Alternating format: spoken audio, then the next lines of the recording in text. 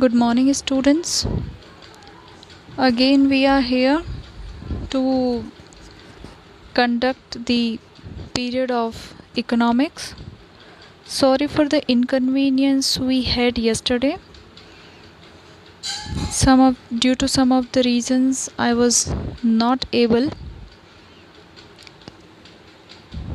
to conduct the lecture properly. Today we are going to read economics chapter first, that is introduction. In this we will go through the basic concept of circular flow of income. It is introductory session. It will not be so long.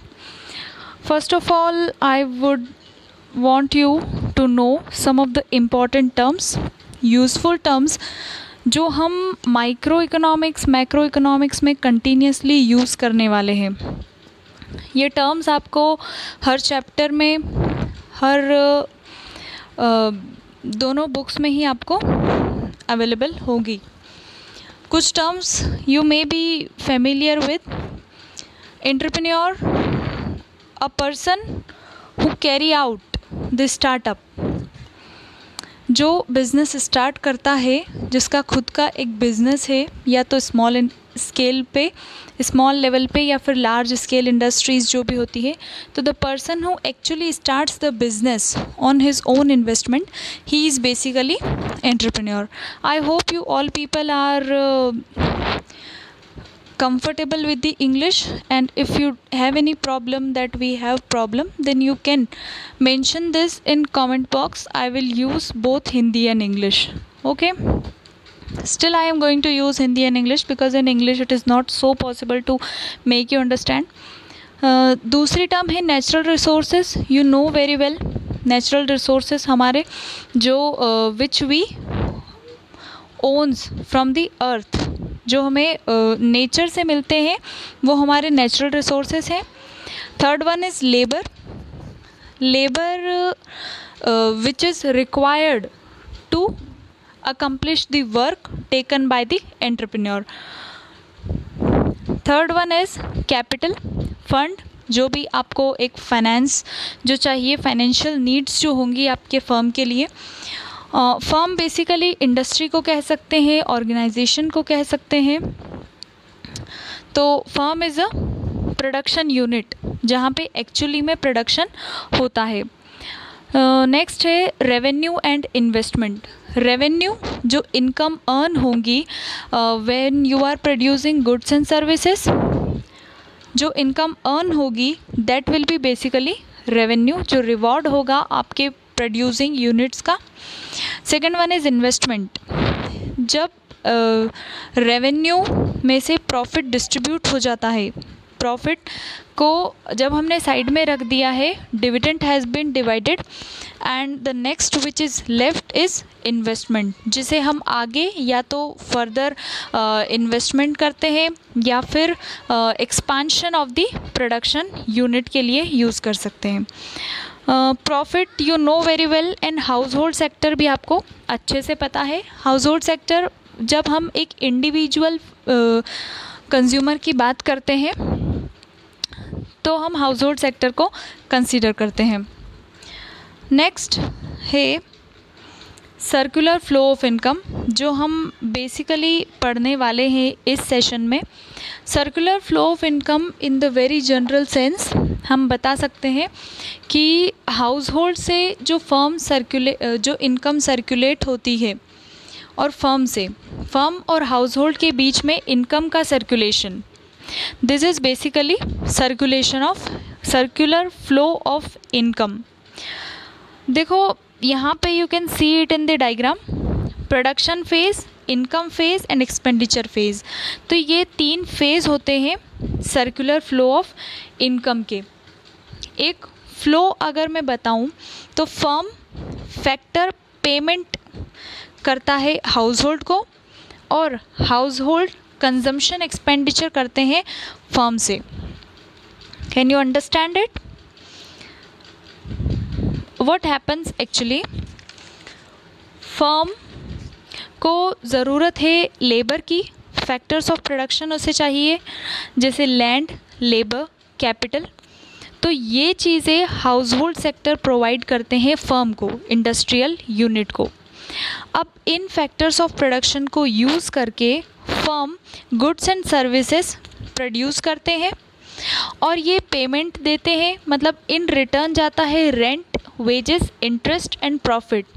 ये factor incomes है firm की, ये जाता है फिर से house hold sector के पास, और house hold sector again purchases goods and services produced by the firm in the form of consumption expenditure. तो फर्म फिर से जो ये फर्म्स होती हैं हाउस होल्ड फर्म को फिर से वो इनकम सर्कुलेट कर देते हैं। तो in short we can say, सबसे पहले household to firm factor services आएंगी और उसके बाद फर्म से हाउस होल्ड फैक्टर पेमेंट जाएंगी। फेजेस बता रखे हैं यहाँ पे, meaning of circular flow of income एक बार आप सुन लीजिए इन द डेफिनेशन फॉर्म या फिर एक जो पर्टिकुलर होता है। It refers to a cycle of generation of income in the production process, its distribution among the factors of production, and finally its circulation from households to firm in the form of consumption expenditure on goods and services produced by them. I am sure you would have understood this. Phases of circular flow of income. There are three different phases, that is generation phase, you can see in the picture, distribution phase and disposition phase. Generation phase जब firms goods and services produce करते हैं with the help of factor services जो उन्हें house hold provide करते हैं। Second है distribution phase. इस phase में जो फैक्टर इनकम अर्न की है फर्म ने वो डिस्ट्रीब्यूट हो जाती है in the form of rent, wages, interest and profit from firms to household. Again the income rotated.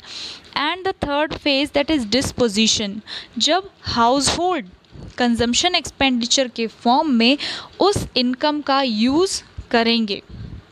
In this phase the income received by the factors of production is spent on the goods and services produced by the firms. So this is it.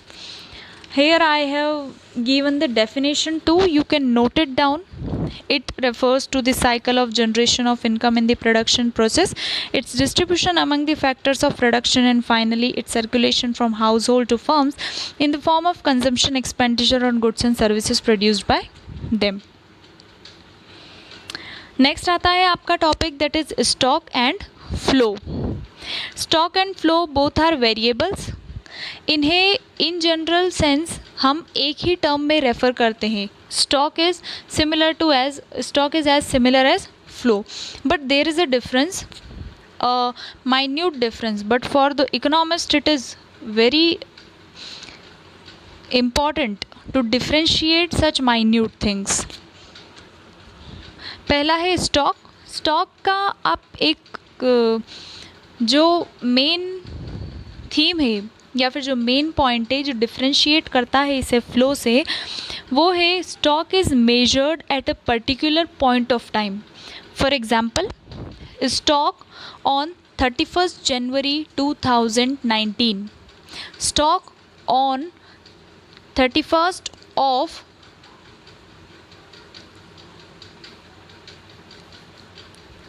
March in 2020. So stock is time dimensional. Stock is not time dimensional. Another, flow, it is measured over a period of time. For example, flow in the month of, for example, production of goods during the month of January 2018, in the year, in the week, in a day. This is basically flow. Here I have provided you the difference between stock and flow variables. You can go through this, you can zoom it out. I can zoom it out. Flow variable refer to that variable which is measured over a period of time. It has a time dimension as it has magnitude can be measured over a period of time. It is a dynamic concept. It vary according to the time, and examples have been given over here. Another is stock. Stock variable refers to that variable which is measured at a particular point of time. It does not have a time dimension. It is a static concept. Okay. So here bases have been given and examples have been given. I hope you can understand it better. Please comment whether you can understand this session, introduction, circular flow of income. Any problem, if you have, you can comment it in the comment box. I will answer the questions in the next session. Okay, fine. So this is it for today. Tomorrow we will read types of circular flow. I must ensure you there is a real flow and money flow. This we will read tomorrow. Now books जो आप refer करने वाले हैं, according to me आप theory के लिए संदीप गर्ग को prefer करें, and if you want to go through the numericals VK Ohri को प्रेफर करें. One more thing, I am taking theory in this online session for the very reason that it will be difficult for you people to understand the numericals online. But still I will try to give you some of the formulas so that you can grab it up. आपको formulas अच्छे से याद हो जाएंगे.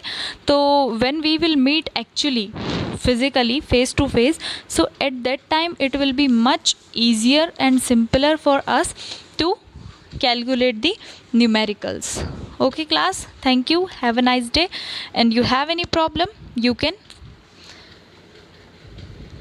comment it.